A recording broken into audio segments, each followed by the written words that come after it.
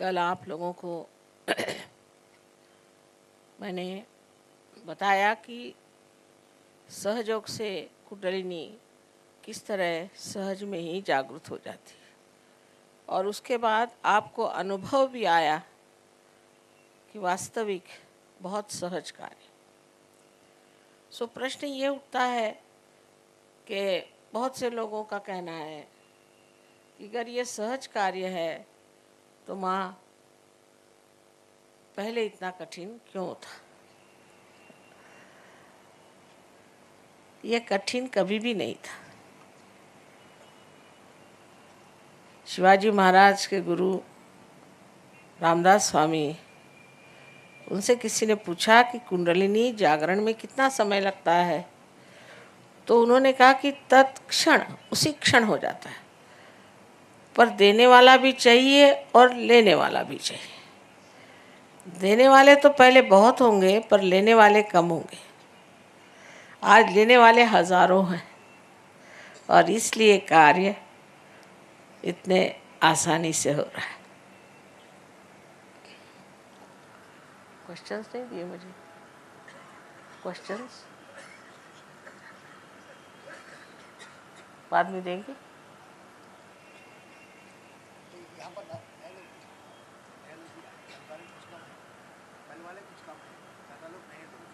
अच्छा,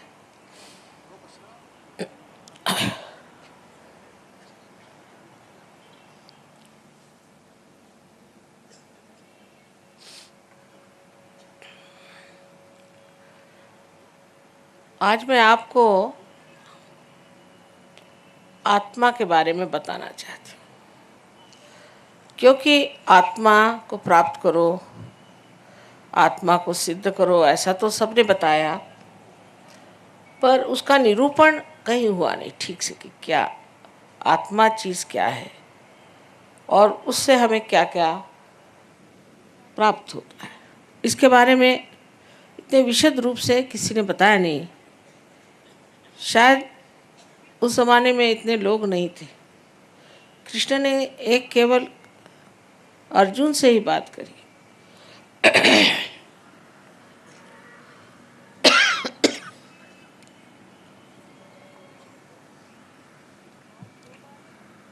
और जो बात अर्जुन से कही वो भी इस ढंग की है कि सर्वसाधारण बुद्धि का मनुष्य उसे नहीं समझ सकेगा, क्योंकि श्री कृष्ण एक डिप्लोमैट थे, डिवाइन डिप्लोमैट।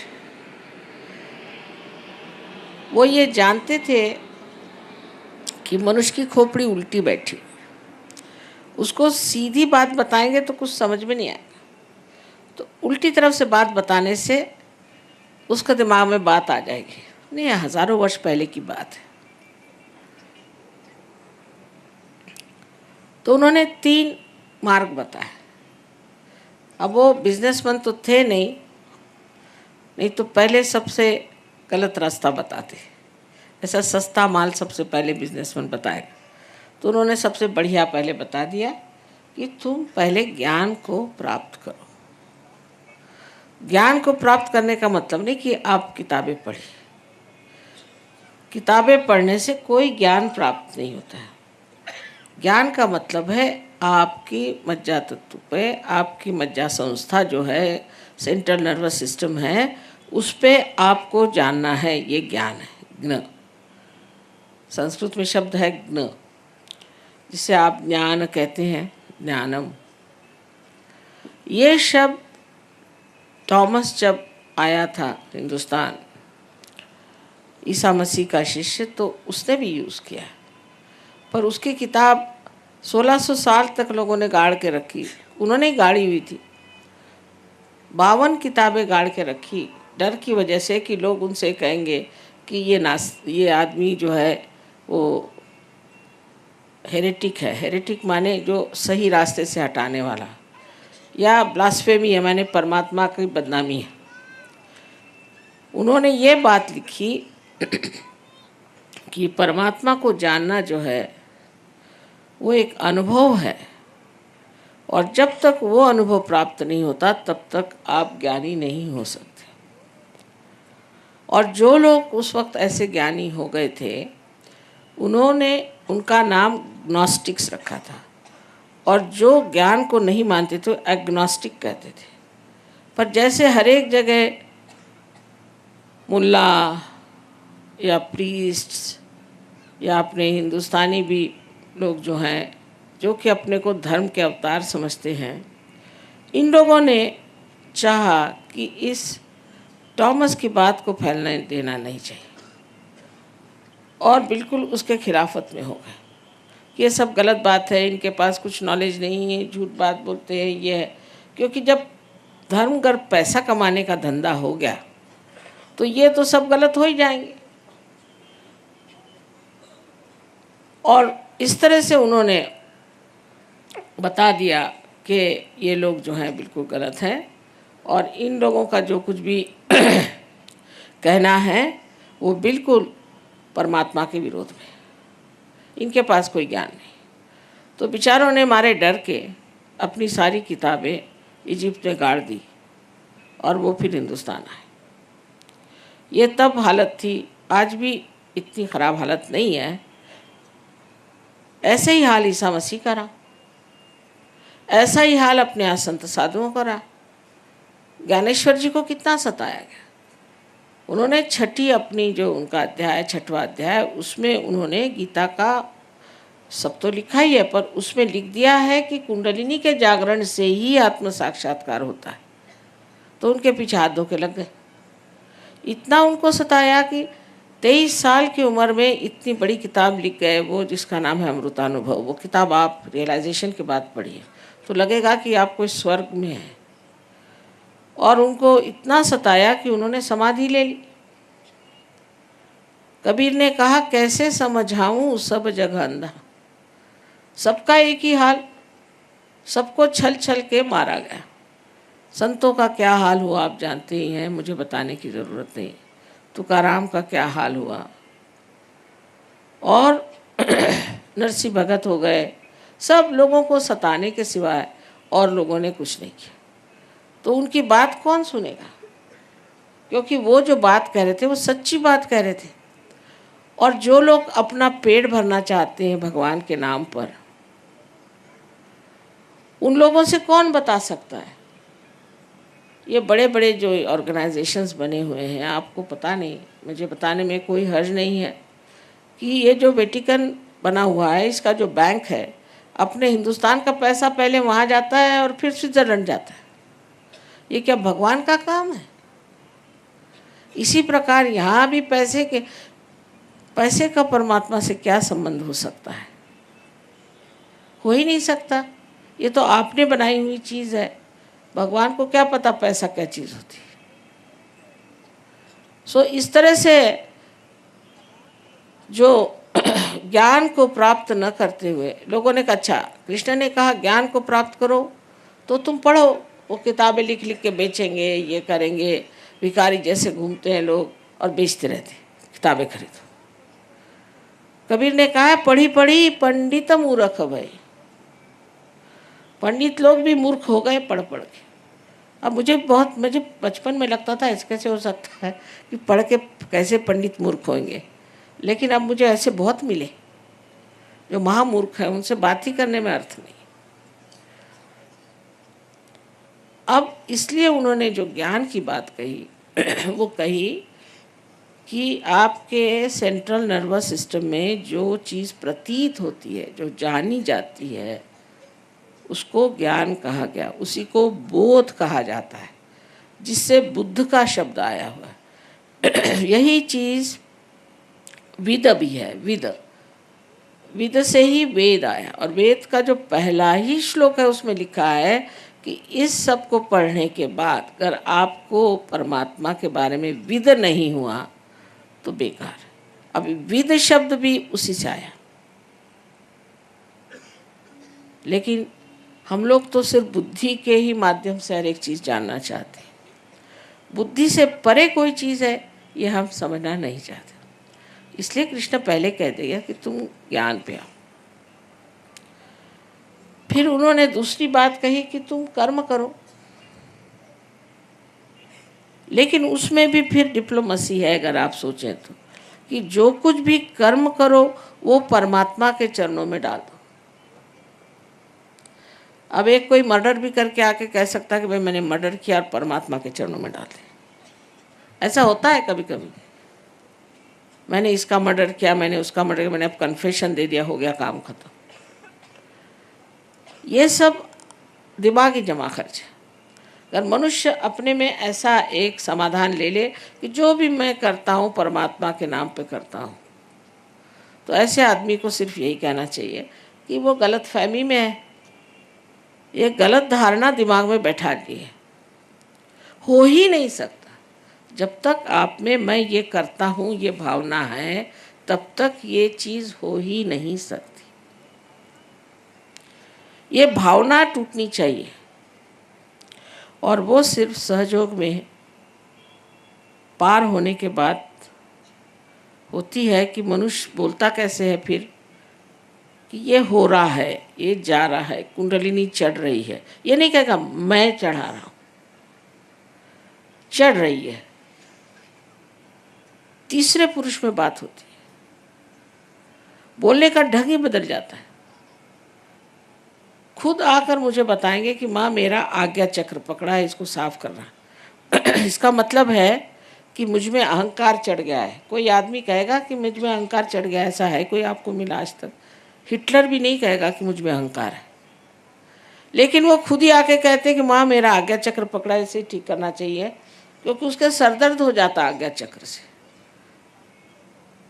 तो उसकी बातचीत ही और तरह की होती है, और वो जो भी कर्म करता है वो कभी कहता ही नहीं कि मैं कर रहा हूँ, वो कहता कि नहीं सब हो रहा है, सब घटित हो रहा है, मैं तो सिर्फ उसे साक्षी स्वरूप से देख रहा हूँ।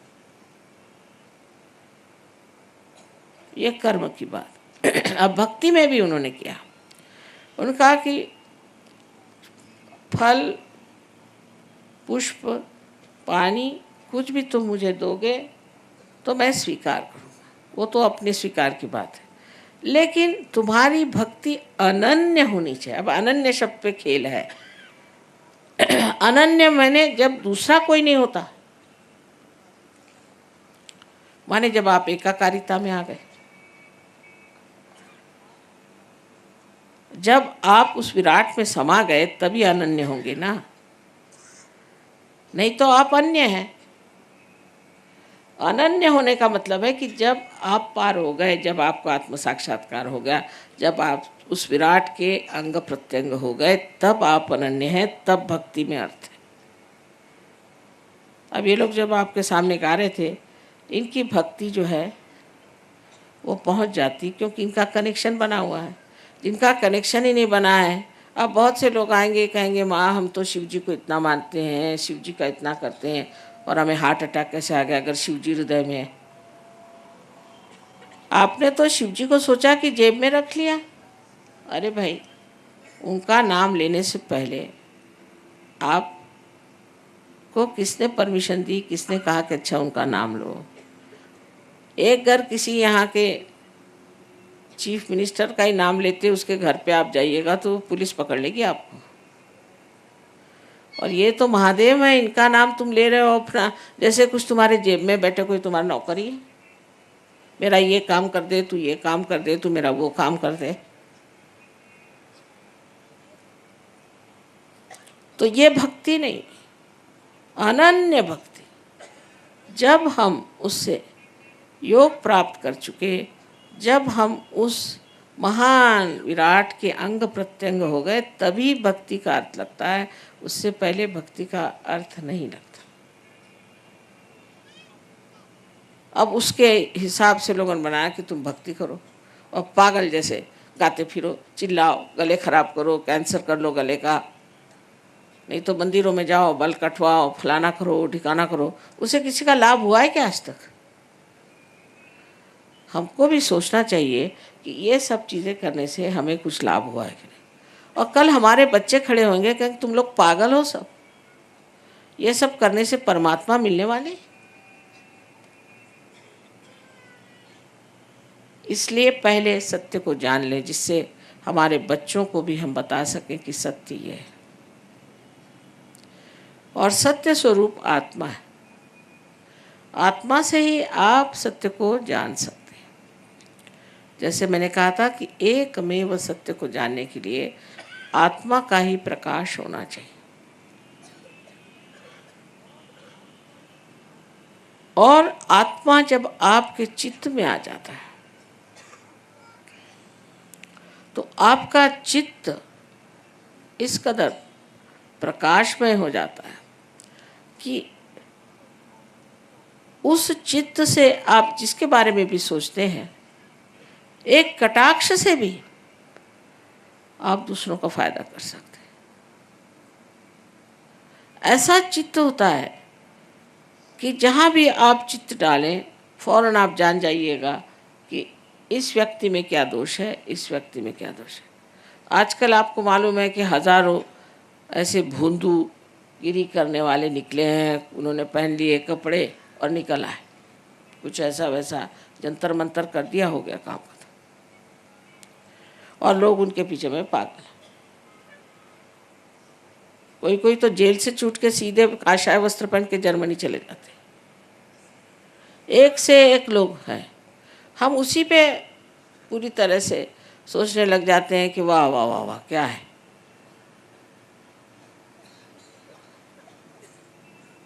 लेकिन हमारा दिमाग लगाएं इस चीज़ पर, अच्छा बुद्धि से ही सोचें कि हमने क्या पाया, हमको क्या मिला। मैं माँ हूँ, मैं पूछूंगी बेटे छोड़ो, तुमने ये गुरु माना है ना, अच्छा ठीक है, तुमको क्या मिला। वही गुरु को चिपके चले जा रहे हो। तुमको क्या मिला, तुमको कौन सी शक्ति मिली। किसी भी गुरु के पास जाने से कम तुम्हारी तंदुरुस्ती तो अच्छी रहे। इधर हार्ट अटैक आ रहे हैं, आंखें अंधी हो रही, किसी को कुछ हो रहा है। ऐसे गुरु किस काम के। मैं तो माँ हूँ, मैं तो कहूँगी ऐसे गुरु छोड़ो, बेकार की चीज़।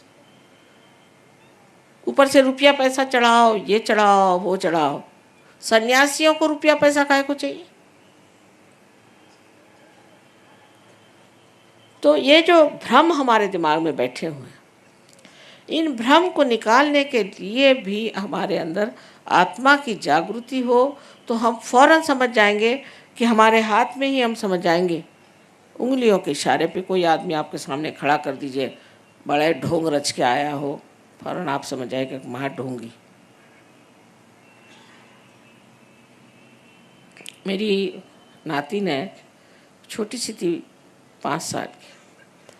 तो मेरी लड़की और दामाद गए थे लद्दाख। वहाँ पे गुरुजी बन के बैठे हुए थे एक ढेले पर। वहाँ के वो उस जगह के वो बड़े भारी गुरुजी थे और सब जाए उनके सामने, झुक जाए। इससे रहा नहीं गया। फिर उसके माँ बाप भी गए, उन्होंने देखा सभी झुक रहे, मैं नहीं झुको तो कैसे। जाके खड़ी होकर उनके सामने सीना तान कहती कि तुम क्या सबसे पैर छुआ रहे हो, तुम तो पार भी नहीं हो, साफ कह दी। अब ये माँ बाप ज़रा गड़बड़ा गए कि ये कहते। एक बार रमन महर्षि के प्रोग्राम में मुझे बुलाया था। रमन महर्षि बहुत ही पहुँचे पुरुष थे, इसमें कोई शक नहीं। लेकिन उनके यहाँ डिसाइपल्स जो है भगवान ही बचा रखे, ना किसी में रियलाइजेशन है, नहीं किसी को अक्ल है, ना कुछ, ना किसी ने कुंडलिनी की बात करी, ना किसी ने कोई आत्म साक्षात्कार की बात, कुछ नहीं, बेकार की बात है।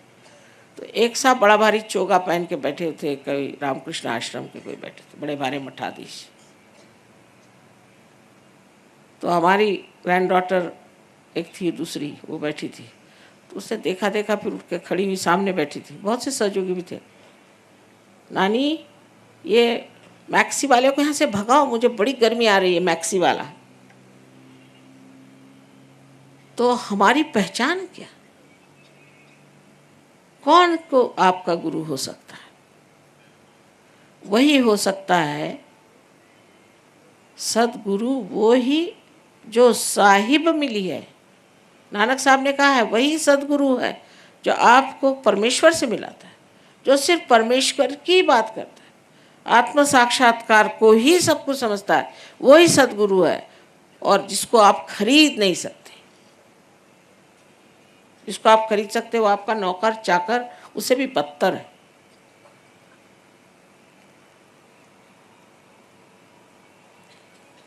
आप लोगों को खुद सोच लेना चाहिए कि हमने क्या पाया। आत्मा के बल से आप जान जाइएगा कि कौन सच्चा है और कौन झूठा है, और कौन हमें परमात्मा से मिलाता है। हाँ, अगर आपको और गलत सलत काम करने हुए तो दूसरी बात है, वो मेरे पास नहीं। जैसे इसको मार डालो, उसको कत्ल कर दो, ये कर दो, ये तांत्रिकपना, ये मेरे पास नहीं। पर अगर आप परमात्मा को वास्तव में खोज रहे हैं और उसमें सच्चाई है, तो पहले ये सोचो कि हमने क्या पाया, हमें क्या मिला। ये बड़ी सोचने की विचार की बात है। मैं 1970 साल से इन लोगों के बारे में सबसे बताती आ रही, तो उन्होंने जाके बता दिया कि माँ आपको लोग मार देंगे। मैंने कहा मुझे मारने वाला अभी तक पैदा नहीं हुआ। किसी ने मेरे ऊपर केस नहीं की, किसी ने कुछ नहीं किया, सब चुपचाप बैठे। क्योंकि सच्चाई मुझे मालूम है। मैं तो उनके मुंह पर कह सकती हूँ कि तुम लोग सब झूठे हो, सबको बेवकूफ़ बना रहे और सबका पैसा खा रहे हो, और नर्क में ये जाएंगे और उनके साथ उनके डिसाइपल्स भी जाएंगे। ये लोग कभी आपस में झगड़ा नहीं करते।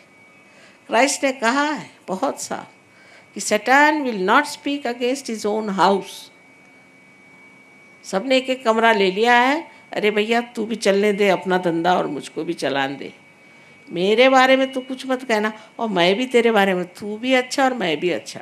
दोनों हाथ से हम पैसा इकट्ठा करें। सिर्फ पैसा ही इकट्ठा नहीं करते, आपकी कुंडलिनी खराब कर देते हैं, आपका शारीरिक आपको तकलीफ दे देते हैं। इनको क्या अधिकार है आपकी कुंडलिनी खराब करने का, या आप लोगों को सत्य से विचलित करने का? क्योंकि आप लोग परमात्मा को खोज रहे हैं, आप लोग भक्त हैं, आप लोग सीधे साधे हैं, इसलिए आपको बेवकूफ़ बना रहे हैं, और आप लोग भी उनके चक्करों में आ रहे हैं। वो भी मोहिनी मंत्र करते हैं, वो लोग भी मेस्मरिज्म चलाते हैं। मैंने देखा है कि लोग मार खाते जा रहे हैं, मार खाते जा रहे हैं। घर में बीमारी पे बीमारी, सब तरह के आफत, उनके घर से लक्ष्मी उठ गई, सब कुछ, पर तो भी वो गुरु के पाँव ही नहीं छोड़ेंगे। अरे भाई कुछ तो अकल रखो।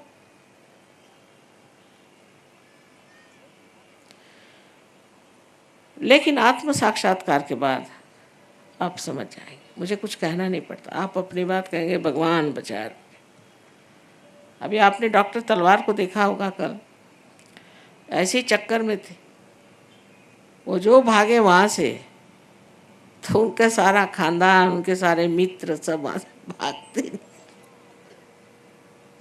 बड़े बड़े नाम, बड़े बड़े उनके घर, बड़े बड़े महल, ये सब होंगे। इससे कोई भगवान मिलने वाले हैं? आप इस चीज़ से सतर्क हो जाए, क्योंकि आप लोग विशेष लोग हैं। इस वक्त आपका जन्म हुआ है, आपको परम पद मिलने वाला है, और आप कोई सर्वसाधारण लोग नहीं कि जो अपने को ठगा लें या आपको नाश की ओर ले जाएं। इसके लिए आत्मा का प्रकाश हमारे चित्त में आना चाहिए, और चित्त में आते ही साथ हमारे नसों में, हमारे नर्व्स पे आ जाता है, और हम जान सकते हैं कि कौन सच्चा है कौन झूठा है, कौन सा स्वयंभू है कौन सा नहीं है। हर एक चीज़ को हम खूब अच्छे से पहचान सकते हैं, क्योंकि अब हमारे अंदर अंधापन नहीं रह गया, अब हमारी आंखें खुल गई। यह आत्मा का बड़ा भारी आशीर्वाद है, क्योंकि उसके प्रकाश के बगैर हम परमात्मा को प्राप्त ही नहीं कर सकते। वही हमारा रास्ता है, वही हमारा मार्गदर्शक, उसी के मार्गदर्शन में ही हम ऊंचे उठ सकते हैं।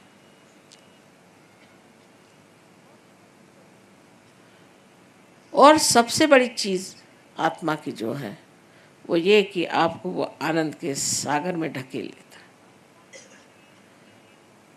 आत्मा का आनंद एक अपना विशेष है। अब ये लोग देखिए सब रईस घरों के हैं, यहाँ जो आए के पास मोटरें हैं, सब घर वर है, सब कुछ। अब यहाँ बेचारे कैसे भी रह रहे, 7-8 दिन से तो ट्रेनें में रह रहे हैं, और कुछ पूछो तो ना हम तो बड़े आनंद में हैं माँ। क्योंकि आत्मा का जो आराम है, कंफर्ट है, वो बहुत बड़ी चीज़ है। फिर दुनिया भर की चीज़ों से कोई मतलब नहीं आता। आपकी ईर्ष्या, आपकी घृणा किसी से, कोई सी भी ऐसी गंदी भावनाएं सब फटकती ही नहीं। कोई है अपनी जगह, कोई दूसरा अपनी जगह। कोई एक दूसरे की गर्दन नहीं काटता, कोई एक दूसरे को सताता नहीं। बस उस आनंद के सागर में सब मौज से रह रहे हैं। अब 55 देशों के लोग हैं। गणपतिपुणे में हमारा सेमिनार होता है जहाँ सब आएंगे। अभी भी आए हैं पर और आने वाले। ये कभी लड़ते नहीं आपस में, कभी झगड़ते नहीं, कोई नोच खसोट नहीं, कोई कभी झूठ बोलना नहीं, कोई पैसा खाना नहीं, कुछ नहीं कुछ नहीं कुछ नहीं। जब ऐसे लोग तैयार हो जाएंगे तो ये सब लड़ाई झगड़ा खत्म हो जाएगा। धर्म के मामले में सब धर्मों में हमारा विश्वास है। एक ही धर्म को लेकर बैठे, हमारा ही धर्म सबसे अच्छा है, हो गया झगड़ा शुरू। आपका धर्म का सबसे अच्छा है तो क्यों नहीं सारी दुनिया में आपने शांति प्रस्थापित कर दी। तो ये हम लोग विश्व धर्म के मानने वाले हैं, क्योंकि आत्मा विश्वव्यापी है। सबके अंदर एक ही परमात्मा का प्रतिबिंब है और सब लोग सामूहिक हैं और सारे विश्व में का हृदय में एक ही आत्मा का प्रकाश है। तो फिर हमारा कैसे धर्म अलग हो सकता है? हमारे यहाँ मुसलमान भी हैं, ईसाई हैं, जूस हैं। अब जूस लोग ईसा मसीह को नहीं मानते, ईसा मसीह को मानते हैं। मुसलमान लोग गणेश जी को मानते हैं। यहाँ पर भी एक दो आए हुए। और हिंदू लोग मोहम्मद साहब को मानते हैं, क्योंकि उनकी खूबियां हमें पता नहीं। जैसे घोड़े को बांध देते हैं ना ब्लिंकर्स, ऐसे हम लोगों ने बांध लिया हमारा धर्म सबसे अच्छा। फिर जो धंधा करना हो धंधा करो, उसमें कोई हर्ज नहीं, कोई से भी धंधे करने में हर्ज नहीं। पर हम ये हैं, हम इस जाति के। विश्व धर्म की स्थापना अब हो गई और ये लोग सब विश्व धर्मी हैं।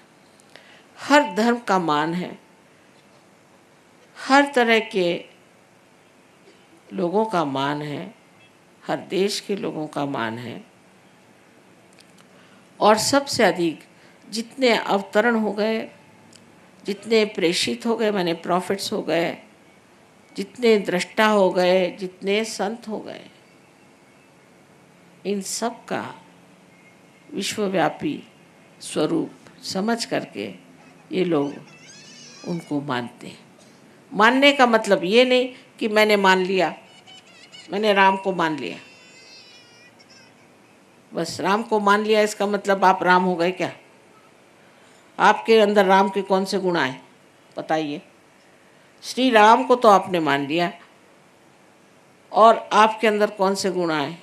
अभी एक साहब मिले थे, बड़े भारी मिनिस्टर, मैं कहा श्री राम को मैं मानता हूँ, अपना भतीजा, अपना भांजा, अपना ये, उसको सबको नौकरी लगा रहे हैं। मैंने कहा उन्होंने तो अपनी बीवी को तक छोड़ दिया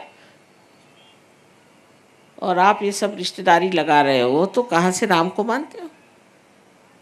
मैं तो राम को मानता हूँ। माने राम बड़े कि आप? इस तरह की हम अपने साथ छलना करने से कोई फ़ायदा नहीं। हमें अपने साथ बड़ी ईमानदारी रखनी चाहिए और इस ईमानदारी में हमें एक प्रेम से सोचना चाहिए कि भाई हमने अपने लिए क्या किया, हमने अपने लिए क्या माना, हमने अपना कौन सा उद्धार कर लिया, हम कौन से ऐसे विशेष प्रदेश में गए, ऐसे कौन से महान उच्च विचारों में हम अपना जीवन व्यतीत कर रहे हैं। ऐसा तो कुछ हुआ नहीं, तो फिर मान लेने की बात क्या? मानने का मतलब है कि हमारे जीवन में उसका प्रतिबिंब दिखना चाहिए, लोगों को दिखाई देना चाहिए कि आपने अगर किसी को मान लिया है तो आप में भी उसकी कोई न कोई छवि है, उसका कोई न कोई अर्थ है, वो कोई न कोई मतलब रखता है, उसका आपके जीवन में भी कोई न कोई प्रादुर्भाव है। जब तक ये चीज़ नहीं दिखाई देगी तब तक आप किसी को भी मानते रहें, मंदिरों में जाएं, चाहे मस्जिदों में जाएं, चाहे गिरजों में जाएं, चाहे दरबार साहब पढ़ें, सब एक ऐसी चीज़। उससे अब बच्चों में ये बात आ गई कि क्यों ये सब करें हम, और सही भी बात है क्योंकि वो बुद्धि लगाते हैं।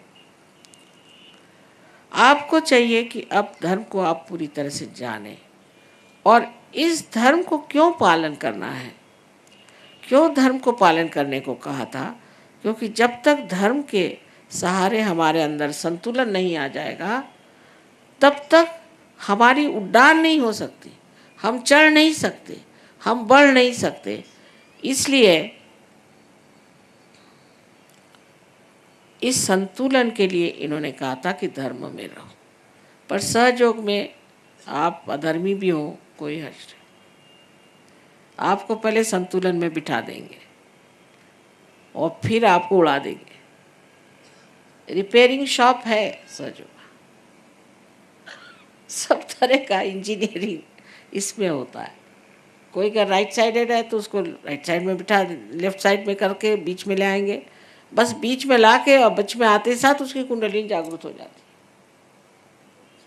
कुछ ज़्यादा नहीं करना पड़ता। आपकी जो भी मशीनरी जैसी भी हो वो सब ठीक करने के यहाँ माहिर लोग हैं, और एक दिन आएगा आप भी सब ठीक कर लेंगे बगैर स्क्रू ड्राइवर किसी चीज़ के, आप सबके स्क्रूज ठीक कर देंगे। या आपके अंदर शक्ति आ जाएगी बिल्कुल, और ये आते ही साथ देखिएगा आप, एक आदमी हजारों लोगों को पार कर सकता है। कुछ आप कम है किसी से?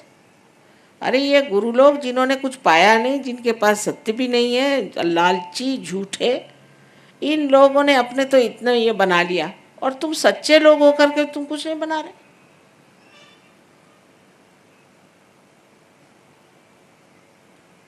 अपनी शक्ति को जानो।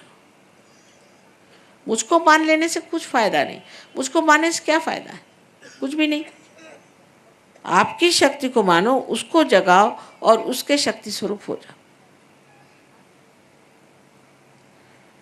तो आज मैंने आपसे बताया है कि आत्मा से आपको किस तरह से आपका चित्त आलोकित हो जाता है, और आप सत्य को किस तरह से जानते हैं, और किस तरह से आप आनंद में विभोर हो जाते हैं। ये सब चीज़ें वास्तविक में होती हैं। ये कुछ मैं ऐसी बातें नहीं बता रही हूँ कि जिससे बच्चों को माँ भुलाती रहती है। वास्तविक सच्ची बात है, और ये सब आप सब कुछ प्राप्त कर सकते हैं, बहुत आसानी से प्राप्त कर सकते हैं। सिर्फ ये है कि अपने साथ सच्चाई रखो और अपने को किसी के हवाले मत कर दो। अब क्या करूं, मैं इस गुरु का शिष्य हूँ। क्या तुम इसलिए पैदा हुए थे कि इस गुरु के शिष्य बने रहो जिंदगी भर? तुम किस लिए पैदा हुए थे?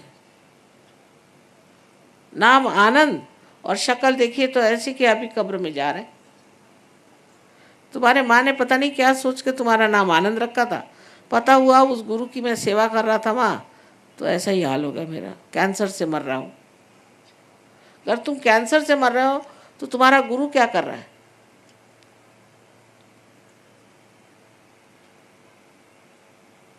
इस महान बेला में, इस महान समय में आपका जन्म हुआ है। आप बड़े भाग्यशाली हैं, और इस भाग्य को समझ करके अपने स्वरूप को पहचानो, अपने को जानो, आत्मबोध को प्राप्त कर लो, और उसके बाद मैं देखूंगी कि आपका क्या हाल होगा। एक से एक लोग तैयार होंगे। यही हमारे देश का भी भविष्य है, बड़ा ऊंचा भविष्य है। अभी घबराओ नहीं, ये सब ठीक हो जाएंगे। आप अपने को सब ठीक कर लीजिए पहले, फिर सब कुछ ठीक हो जाएगा। आशा है आप लोग मेरी बात का बुरा नहीं मानेंगे। माँ को तो सच्ची बात बतानी पड़ती, जो सच है वही मैं तुमसे बता रही हूँ। और मैं चाहती हूँ कि हैदराबाद में बहुत से लोग सहयोगी हो जाएं, सो सारे दुनिया से लोग यहाँ आए आपके पास, क्योंकि ये भूमि कोई विशेष मुझे लग रही है। पता नहीं, मैं पूछ रही थी कि यहाँ क्या बात है कि यहाँ के इस कदर चैतन्य इतना ज़्यादा आकाश में दिखता है मुझे। तो कोई ना कोई विशेष चीज़ है जिसलिए आप यहाँ आए हैं, और कोई ना कोई विशेष आप भी हैं जिसे आप विशेष पा लें। मेरा आपको सबको अनंत आशीर्वाद।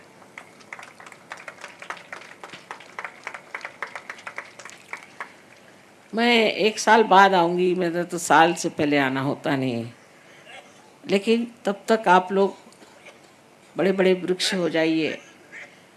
और यहाँ जो सहयोगी लोग हैं उनकी बातें बुरा नहीं मानना, अगर वो कुछ बताएं तो बुरा नहीं मानना। वो लोग भी ऐसे ही थे, फिर वो लोग भी ठीक हो गए, और अब आप लोग भी सब ठीक हो जाएंगे। इसलिए जो कोई भी तकलीफ़ हो या कुछ भी हो वहाँ बता देना। दूसरी बात, आप लोग चाहें तो मुझे चिट्ठी भी लिख सकते हैं, पर मेरा तो घूमती रहती हूँ मैं, पर जहाँ भी रहूँगी आपकी चिट्ठियाँ आ सकती। पर सबसे बड़ी चीज़ है कि आप इसमें लगन से इसको प्राप्त करें। सारा ज्ञान आपको फ्री मिलेगा, बिल्कुल उसमें कुछ करने का नहीं, पर आपको थोड़ा सा समय देना पड़ेगा। समय ये कि आप जाएं प्रोग्राम में, वहाँ लोगों से मिलें, उनसे बातचीत करें और प्राप्त कर लें। अब इसके बाद हम लोग कुंडलिनी जागरण का प्रयोग करेंगे। जिन लोगों को कुंडलिनी जागरण नहीं चाहिए उन पे बिल्कुल ज़बरदस्ती हो ही नहीं सकती, क्योंकि ये जीवंत क्रिया है। मैंने कल भी कहा था, जैसे एक बीज है, उसको अपने ही आप पनपना पड़ेगा, उसके लिए कोई ज़बरदस्ती आप नहीं कर सकते। इसी तरह से जिनको मन में शुद्ध इच्छा है कि हाँ मेरा आत्म साक्षात्कार हो जाए, आत्मबोध हो जाए, वही लोग बैठें, और बाकी लोग जो हैं वो न रहे तो ही अच्छा है। क्या कर रहे थे प्रश्न के लिए?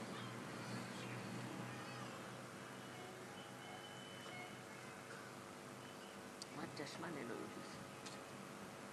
जो भी पास चश्मा है स्लाइड में दिखाई नहीं।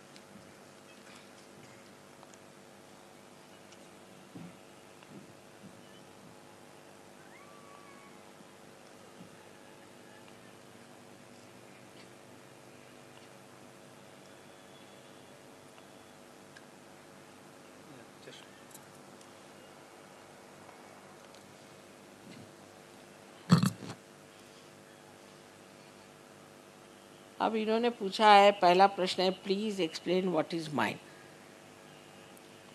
मनस। अब टाइम तो है नहीं ना ये सब चीज़ों का, पर मैंने इस पर बहुत से लेक्चर्स दिए हैं। आप सोचिए, अंग्रेज़ी भाषा में ही कोई 3-4 हज़ार तो उसमें होंगे, हिंदी भाषा में कोई 5,000 लेक्चर्स दिए, और आपको ये सब टेप्स मिल सकती हैं। आप जो भी जानना चाहें उन टेप से जान लीजिए, क्योंकि टाइम नहीं, बड़ा सब्जेक्ट बहुत बड़ा आपने लिया। वाई ह्यूमन बीइंग इज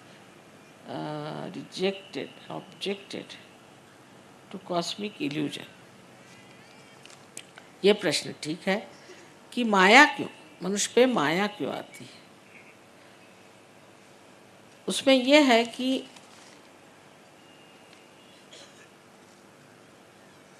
मनुष्य की जो उत्क्रांति है वो धीरे धीरे हुई, इवोल्यूशन धीरे धीरे होकर मनुष्य की स्थिति में है। अब मनुष्य की स्थिति आने पर उसे एकदम से स्वतंत्रता दे दी गई कि अब तुम खोजो। अब वो उसमें गलती करता है, कभी ठीक चलता है, कभी, जैसे समझ लीजिए मोटर आप चला रहे हैं, तो पहले आप कभी ब्रेक चलाते हैं तो गाड़ी नहीं चलती, एक्सेलरेटर दबाते हैं तो बड़े ज़ोरों में गाड़ी चलती थी, फिर वो बैलेंस करते हैं। तो सीखने के लिए ज़रूरी है कि इल्यूजन हो, नहीं तो आप सीखेंगे ही नहीं। मनुष्य इतना हठी है कि उससे अगर कहा जाए यही एक रास्ता चलो, इससे कभी नहीं जाएगा। इससे जाने को कह रहे, मैं उसी से जाऊंगा। बड़ा हठी जीव है मनुष्य, इसलिए उसको इल्यूजन की ज़रूरत है। पशु तो पाश में है परमात्मा के, लेकिन मनुष्य इल्यूजन के बगैर समझ नहीं सकता। आगे जाएगा ही नहीं, हठी जीव है।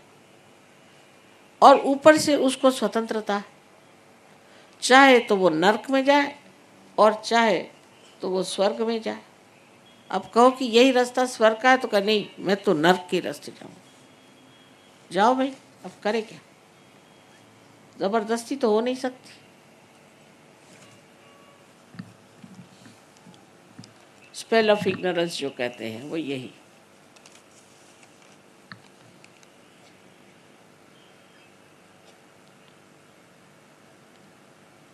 हाँ हाँ, इन्होंने पूछा है सर्वाइकल स्पॉन्डिलाइटिस सहयोग से ठीक होता है? बिल्कुल ठीक हो जाता है, इसमें कोई बात नहीं, बिल्कुल ठीक हो जाता है।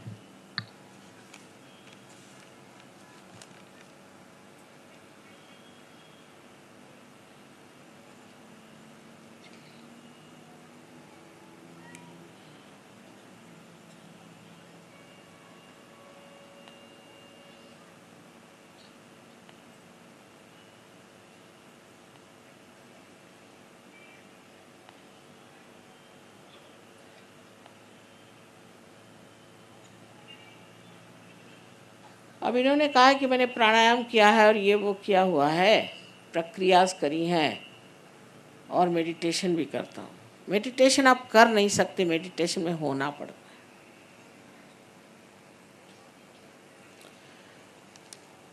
कोई कहे कि मैं मेडिटेशन करता हूँ तो वो भुलावे में है। जब मनुष्य मेडिटेशन में होता है तो वो निर्विचार समाधि में रहता है, विचार नहीं आते, और वो पूरी तरह से जागरूक होता है, अवेयर। इसलिए थॉटलेस अवेयरनेस कंप्लीट, ये स्थिति आ जाती। दूसरे रहे प्राणायाम। प्राणायाम से सिर्फ ईगो बढ़ेगा और कुछ नहीं होगा, कि प्राणायाम भी शारीरिक एक चीज़ है। ये सब करने से अगर परमात्मा मिल जाए तो जिस आदमी को दमे की बीमारी है वो तो पहले पहुंच जाएगा, वो तो सुबह शाम प्राणायाम ही करते रहता है। प्राणायाम हम भी कराते हैं, लेकिन सब चीज़ का बड़ा साइंस है। अगर कुंडलिनी चढ़ करके और सेंटर हार्ट पे रुक जाए तो फिर थोड़ा सा प्राणायाम करना पड़ता है और उसकी विधि है। अगर किसी शारीरिक दोष की वजह से, वो भी अगर समझ लीजिए कि कोई आपकी रीढ़ की हड्डी में खराबी आ गई है, उस चक्र पे तब करना होगा। ऐसे तो नहीं कि एक दवा की पेटी में से सारे ही आप दवाइयाँ खाते रहो। अरे भाई, आपको बीमारी क्या वो तो पहले जान लो, और वो सिर्फ आप तभी जानिएगा जब कुंडली नहीं चढ़ेगी। नहीं तो आप कैसे जानिएगा कि आपका चक्र कौन सा खराब है। डॉक्टरों के इलाज तो ऐसे चलते हैं जिसको सिम्टोमेटिक है, कि माने आपको अगर एक पेड़ की अगर बीमारी हो गई तो आप पेड़ के पत्ते को अगर लगाए मलहम तो क्या वो ठीक हो जाएगा पेड़? उसके तो मूल में उतरना पड़ेगा, और सहयोग जो है मूल में उतरता है, मूल में उतरता है। सो ये सब करने की ज़रूरत नहीं, आप साधक हैं इसलिए करते रहें, इसको सब छोड़ छाड़ दीजिए। अभी पहले सहयोग में कुंडलिनी का जागरण कर लीजिए, इससे आप अपने शरीर को असंतुलन में ले आते हैं। अब आजकल एक बीमारी निकल पड़ी है कि सब लोग बिल्कुल जो हड्डी मारका हो जाए। अरे भाई, काहे को? कोई ज़रूरत नहीं हड्डी मारका होने की, बहुत बुरे लक्षण हैं और उससे नानाविध बीमारियां बहुत जल्दी पकड़ लेंगी। ये मैं मानती हूँ कि शरीर को सबल रखना चाहिए, एक्टिव रखना चाहिए, इनएक्टिविटी नहीं आनी चाहिए, ये सब बातें। पर एकदम सब लोग हड्डी मारका हो जाएं, उसकी क्या ज़रूरत है? मेरी समझ नहीं आता। कोई सी भी एक चीज़ शुरू हो जाती है तो लोग उसको करने लग जाते हैं। बहरहाल हम लोग इतने गुलाम नहीं हैं जितने परदेसी लोग हैं। वहाँ तो निकला कि समझ लो इधर के बाल झाड़ दो, इधर के बाल झाड़ दो, बीच के रखो, तो सारी दुनिया में वैसे घूमते लोग। अरे उनसे पूछा ये काय को करते हो? एक एक उसका 50-50 पाउंड दे के इधर के बाल काट देंगे, इधर के बाल बीच में बाल रखेंगे, और वो भी लाल रंग के। तो कहेंगे कि व्हाट्स रॉन्ग? अभी इनका जवाब क्या, व्हाट्स रॉन्ग। पर काय को ये रंग लगाते हो जिससे कि आपकी आँख अंधी हो जाती। फिर कोई फैशन चला कि बिल्कुल टाइट पैंट पहने के, इतनी टाइट कि आप उतार ही नहीं सकते 8-8 दिन, पता नहीं नहाते भी उसी के साथ, इतनी टाइट। उससे वेरिकोज वेन्स हो गए। तो आप चला कि लूज पैंट पहनो, तो इतनी लूज कि आप गिर जाएंगे उससे। तीसरा चला कि आप होली पैंट्स करो, उसमें होल्स बनाओ, तो सारे लोग होल्स वाली पैंट्स पहन के ऑफिस में जाते। और इतनी ठंड उस लंदन में, वहाँ आप होल वाली पैंट पहनने की क्या ज़रूरत है। आप लोग इतने अभी गुलामी में नहीं, भगवान की कृपा से हमारे परंपरा ट्रेडिशन ऐसी है कि ऐसी बेवकूफ़ी की चीज़ गाए ना तो वो कहेंगे अरे भाई तुम ही करो, हम कर बस का नहीं। अभी मैं तो विलायत उधर बहुत रही हूँ, तो मैं तो मेरे समझ नहीं आता कि औरतें तो और भी सत्यानाश। कुछ फैशन शुरू हो गए अपने यहाँ। आई थी थोड़े दिनों में वो मिनी साड़ी की फैशन, वो बम्बई में आके लौट गई। औरतों ने कहा ये कौन करने चाहिए, चुप जाओ तो, हमको नहीं चाहिए। और वहाँ औरतें तो उससे भी सत्यानाश है। अभी फैशन निकली कि सिर्फ मोजे पहन करके और ऊपर कुछ पहन करके, और बड़ा भारी फैशन, वो सबको टीबी हो गया, क्या क्या हो गया, अजीब फैशन निकालते। वहाँ पे बड़ी गुलामी है इस चीज़ की, दिमाग ही नहीं लोगों के पास में। फिर निकला कि सर में तेल ही मत लगाओ, बिल्कुल तेल नहीं लगाने। चलो भाई आपको तेल नहीं लगाना है तो कम से कम नहाने से पहले लगा लो, या एक आध दिन लगा लिया करो। सबके बाल उड़ गए, कुछ रहा ही नहीं। फिर उसके बाद निकाला कि आप वैक्स करो बालों को, ऐसे ऐसे निकलना चाहिए बाल यूँ बाहर, कोई स्पेशल चीज़। वो वैक्स लगाने से उनके बाल ही साफ, यंग एज में बाल डेड हो गया। फिर यहाँ से आप लोग उनको विग्स भेज रहे हैं। अजीब बेवकूफ़ पना है। आप लोग उनको बहुत समझदार समझते हैं तो बड़ी गलत फहमी। नहीं, बेवकूफ़ लोग कि आप उन लोगों से अगर समझें तो कहेंगे कि इनको तो कोई मैच्योरिटी नहीं। अब अमेरिकन्स हैं, इतने जैसे कोई अल्हड़ लोग नहीं होते वैसे बेवकूफ़ हैं यहाँ से वहाँ तक। अब उनकी वो जो भाई एलिजाबेथ टेलर है, उसने 8वीं शादी करने के लिए बेचारी वो खड़ी हुई, पता नहीं वो भी क्या बूढ़ा, और उसका 20 साल छोटा आदमी। लेकिन वो जो हनीमून में जा रही थी तो उसको देखने के लिए हज़ारों लोग वहाँ गए, इससे डबल।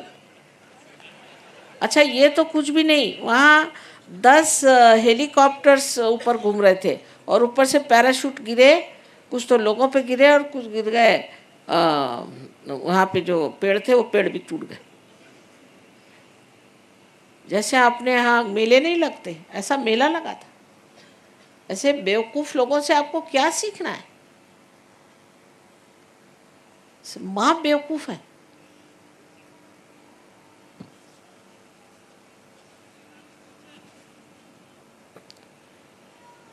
हमारे यहाँ सब कुछ बहुत अच्छा है, हमारी संस्कृति बहुत अच्छी, पर हम लोग बहुत जकड़ गए कर्म कांडों में, इसमें उसमें जकड़ गए। वैसे हमारी संस्कृति बहुत अच्छी, न माँ का आदर, न बाप का आदर, न किसी का आदर। कोई देश है वो?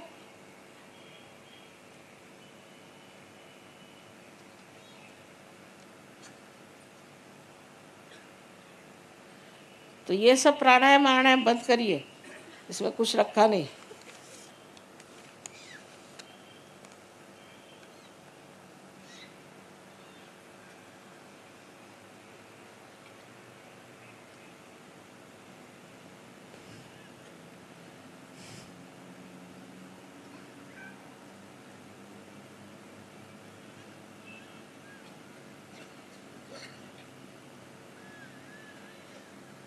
This gentleman,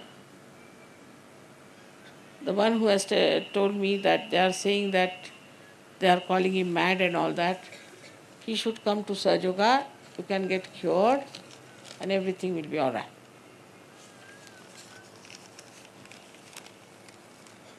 बस बहुत थोड़े प्रश्न हैं, कमाल है।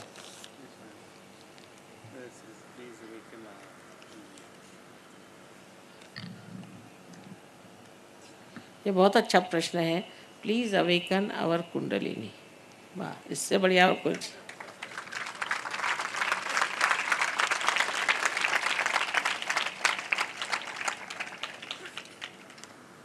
यही सबसे अच्छा प्रश्न है। इससे अच्छा प्रश्न और क्या हो सकता है मेरे लिए। हाँ जी, सुनाई नहीं दिया। हाँ,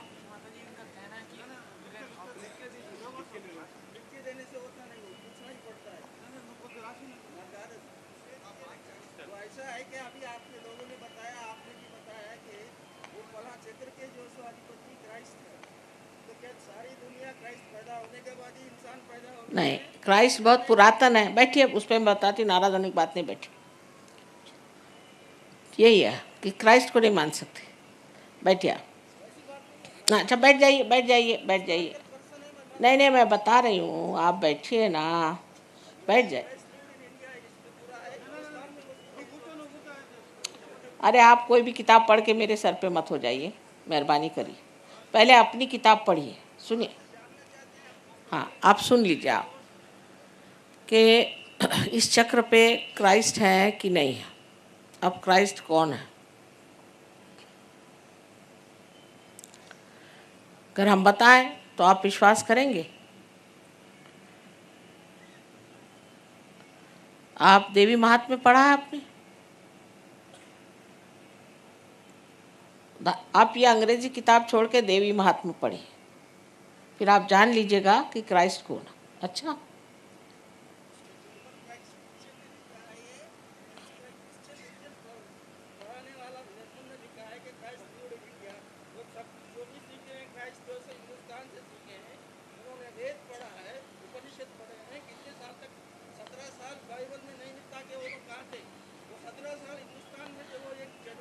तो मैं कब नहीं कह रही हूँ, आप क्यों बिगड़ रहे हो? बिल्कुल यहाँ आए थे। आप बैठ जाइए, बैठ जाइए। ना ना ना, आप बैठिए, बैठिए। कौन कह रहा है कि वो यहाँ नहीं आए थे? मैं कह रही हूँ क्या? मैंने ऐसे कहा क्या? उल्टा उनको शालीवाहन मिले थे, और शालीवाहन ने पूछा कि तुम्हारा नाम क्या? तो उन्होंने कहा कि मेरा नाम ईसा है, लेकिन मैं उस देश का हूँ जो मेरा देश नहीं, मेरा देश ही है।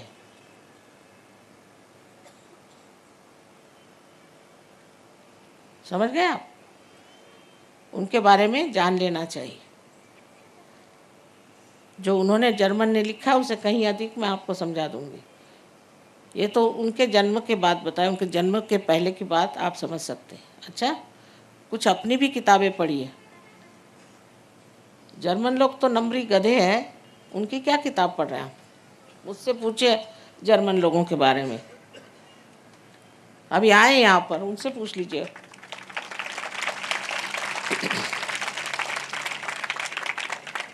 अभी इस जर्मनी को इधर कर दिया, बड़ा नुकसान हो जाएगा।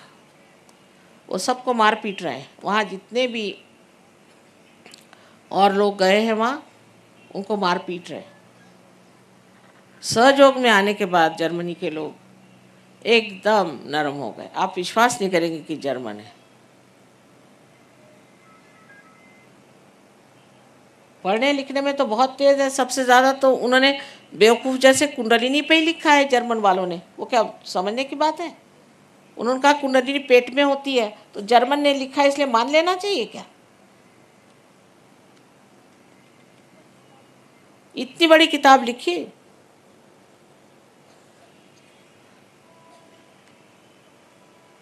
ऊट पटांग सब लिखते रहते हैं। कोई किताब पढ़ी, लिख डाला। वो क्या सही बात है? काय पर से?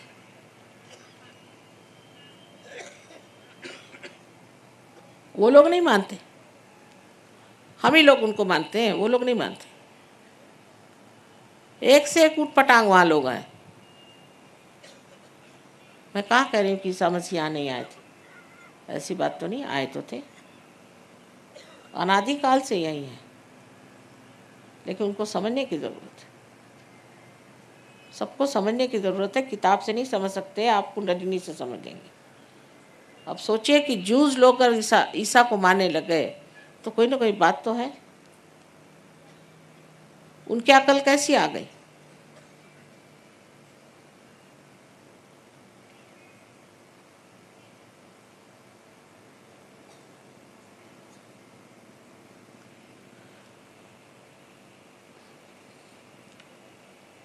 उन लोगों की जो बात है उनमें हमें एक बड़ा अंतर है, और वही बात मुझे वहाँ उनकी समझ में आती है कि वो जो भी बेवकूफ़ी भी करते हैं वो भी सीरियसली करते हैं, वो चालाकीपना नहीं है। मूर्खता करेंगे वो भी सीरियसली करेंगे, जो काम करेंगे सीरियसली करेंगे और उसको चिपक जाएगी। हमारे जैसे नहीं, अभी हमें स्वतंत्रता मिली, इतनी मेहनत की स्वतंत्रता के लिए, अब देखिए मुफ्त में मिल गई, बैठ गए आराम से। सहयोग में उतरेंगे नहीं, उतने गहरे कभी उतरेंगे ही नहीं, इंडियंस कभी उतर ही नहीं सकते। इनको देखिए, ये लोग उस ठंड में 4 बजे सवेरे उठते हैं, नहा धो करके और ध्यान करेंगे, आश्रम में ही रहेंगे, घर में नहीं रहेंगे।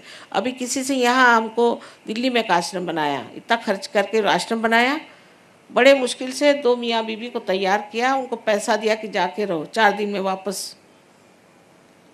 अपना खाना चाहिए उनको, बीबी पे जम दबाने को चाहिए, आश्रम में कैसे रहेंगे, नहीं रह सकते। इनकी गहराई को उतर के दिखाई, इसीलिए क्योंकि फिर जब सहयोग में आए तो एकदम गहरे चले। अब ये अंग्रेज की खोपड़ी कितनी खराब होती है आप जानते हैं ना, वो हार्ड नट्स कहती हूँ मैं। लेकिन जब उनका नट टूटा तो सारे दौड़े, सारे लाइब्रेरी से ये ला तो वो ला, सारी स्कॉलरशिप जो थी सहयोग के चरणों में। और हम लोगों में क्या है, ठीक है माँ मेरी बहन बीमार तो बाप बीमार तो ये बीमार तो उसको ठीक कर, तो मैं बीमार, अच्छा बाबा ठीक कर दिया, फिर उसके बाद फिर मेरा ये ठीक नहीं तो वो ठीक नहीं तो मेरा जॉब ठीक नहीं तो फलाना नहीं ठीक, अच्छा भाई वो भी ठीक कर दिया, फिर कुछ और। पर सहज में गहरे उतरने की इच्छा, गहरे उतर।